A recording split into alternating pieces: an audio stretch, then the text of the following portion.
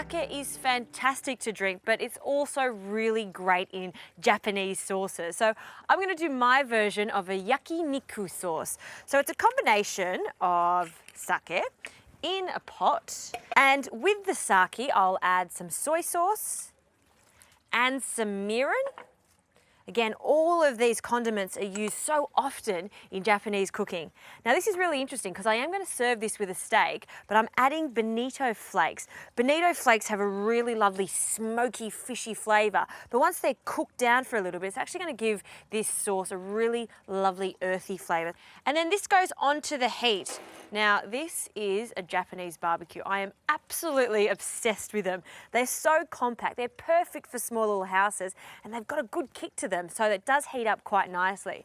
So I'm just going to allow these flavours to mingle together, warm up and bubble away, and while that's happening we can start preparing the steak.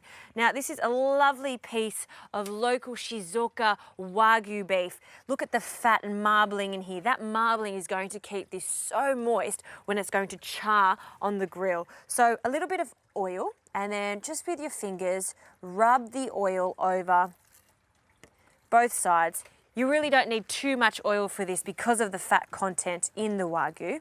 And then a really good pinch of salt on both sides. Now, as I always say, bring the steak out of the fridge so it comes to room temperature. If it's at room temperature, it's going to cook a lot easier. But once it's at room temperature, it can go straight onto the grill.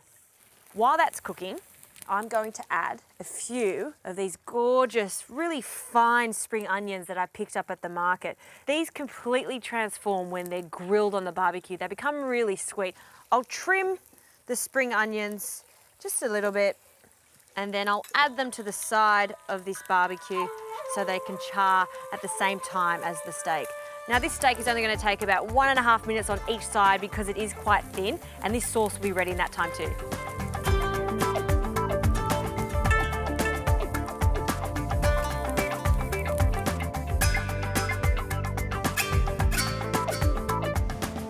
Okay, this steak is nearly cooked, but I need to finish this sauce, or post-marinade like I like to call it.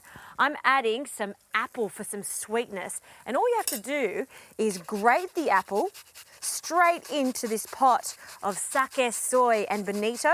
And I add the apple at this stage because I don't want to cook it. I really want the freshness of the apple and the freshness of a little bit of ginger. So a small knob of ginger. You can chop it into the sauce and leave it for a while, or finely grate it like this so we get an intense flavour immediately. All right, I'll give that a really quick stir.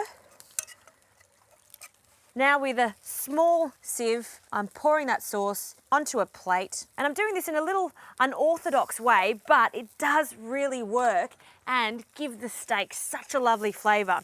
Now I'm going to get my steak and place it straight into this delicious sauce. The steak is going to absorb all those beautiful flavours as it rests. So just cover it with the sauce. Let's take my charred spring onions off. A really lovely smoky flavour and sweet. And I'll just drizzle them with some of the marinade. This is my new favourite leaf, if I can say that. This is shiso. Shiso has a fantastic flavour, but it also looks beautiful. And I want these to just warm up slightly when I place the steak on top. So I'm just placing the shiso top to tail. And when you serve this steak, you serve it with the shiso. And now it's time to slice into this gorgeous piece of Wagyu. Take it out of the sauce. And with a sharp knife, thinly slice the Wagyu into bite-sized pieces, fat and all, because that's where the flavour is. And then just carefully rest it on the shiso leaves.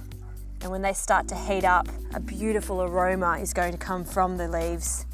And then our gorgeous little charred spring onions can go on the top.